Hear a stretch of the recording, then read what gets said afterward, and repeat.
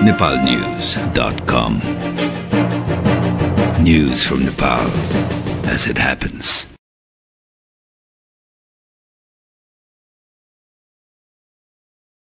Nepali Congress had earlier submitted memorandum to the United Nations Mission in Nepal UNMIN for the re-verification process of the Maoist combatant following the disclosure of the Maoist step, where its chairman Pushpakamal Dahal revealed the real strength of the PLA to be less than verified.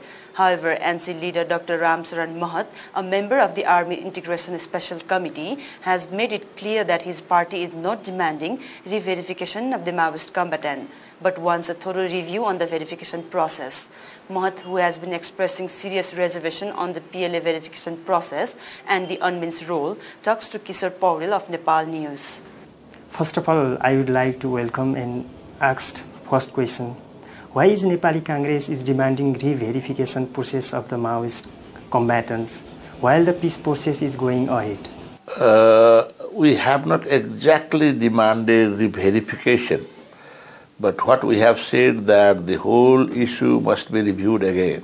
It is now proven fact. It is a proven fact that the actual number of Maoist combatants were much less than the number verified by the UN. After the revelations from the videotape of Pushpakamal Dahal Prachanda, he himself admits in that videotape that they didn't have more than 7,000 to 8,000 combatants. But after verification, they were able to push the number to so many more times, many more fold. This clearly shows the verification was flawed. The verification was defective, which resulted in expanding the number of combatants. That is why the whole thing needs a fresh look. And when it comes to integration and rehabilitation, the actual number should be ascertained, which could be integrated into the system.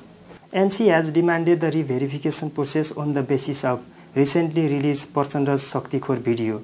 But the Maoist side have clarified that the video was the different context. What is your opinion about this? The context is not different because Prachanda made that speech, which was recorded in the video, after 1 year of the signing of the Comprehensive Peace Agreement. So the videotape did not relate to the time of insurgency.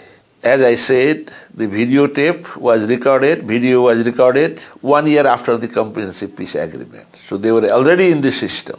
They were preparing for the election. So they can make all sorts of excuses, they can give all sorts of reasons for this number. But the real number is, as he said, 7,000 and 8,000. They can say that we had more than 100,000 combatants.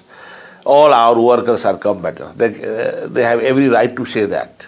But the real number, as it has come out by his own admission, this was the speech he made in front of his commanders, in front of his cadres. So that is the real number. Everybody knows that. And that was the figure Prachanda mentioned to our leaders also. It is not just the video tape revelation. Even prior to that, in so many other meetings, conversations, Prachanda was saying that the actual number of the people to be integrated were something like 5,000 to 7,000 now. 5,000 to 7,000. That was the number given. But in course of the verification, UNMIN made such an elaborate, methodology to verify, and it was easy for many more to be, verified, to be registered as combatants. This is the gift of UNMIN to Nepal. At the verification time, your party or Nepali Congress was leading the government. But why didn't your party raise about the arms and the number of combatants at that time? You see, we did raise, even if you read the newspaper of those times, many of us have said that these Maoists are bringing people from all over the country, from schools, from villages, to be registered as combatants. This was a common knowledge. We were raising that voice. This has been reported in the newspaper. But since the whole responsibility was given to UNMIN, and UNMIN being a part of the UN agency, we could not interfere in their functioning. Don't you think the re-verification process can delay the writing new constitution and derail the peace process? No, I didn't say re-verification. Re-verification would take a long time. They will find another excuse. The problem will be further prolonged. So we have not, of course, people are demanding re-verification, and there are valid reasons for that. But we have not formally demanded re-verification. We have said that this needs a fresh look, fresh review. You have questioned the UNMIN report recently submitted to the UN Security Council. What are the main issues with you about it? UNMIN's report is not balanced. There is a tilt in UNMIN's report. It could have been deliberate, it could have been inadvertent. I want to give the benefit of doubt to UN UNMIN that they made many inadvertent mistakes. Factually, there are some factual errors also. You know, UN is a neutral agency. We expect highest degree of impartiality, independence, and integrity from the UN, which as an institution UN represents. But reading the report, we found that Nepal's events, the recent events of Nepal pertaining to the Maoist action to sack the army chief and others, and involving the president, the report was not fair and balanced.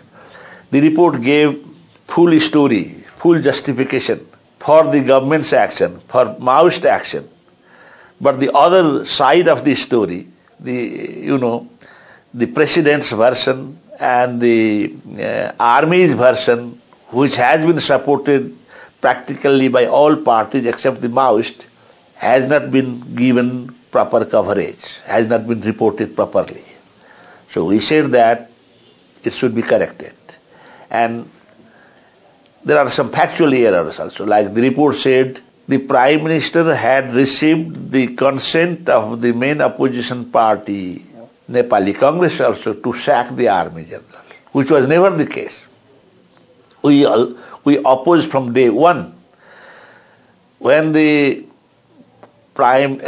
government sought explanations from the army chief, we knew that the real intention was to sack him. We started opposing the move. We started to oppose the move to sack Katwal, even the move to seek, explanation, because the explanation was an excuse to sack the general. We are not opposed to seeking explanation on normal issues. But the real intention, real purpose behind seeking seeking explanation was to sack the general, was to oust him. So we opposed in the parliament, in the press, by our party central committee decision. But the UN says that initially Nepali Congress also had given consent to sack the general. Later on the power equation changed and all that, they backed out. So that is not fair.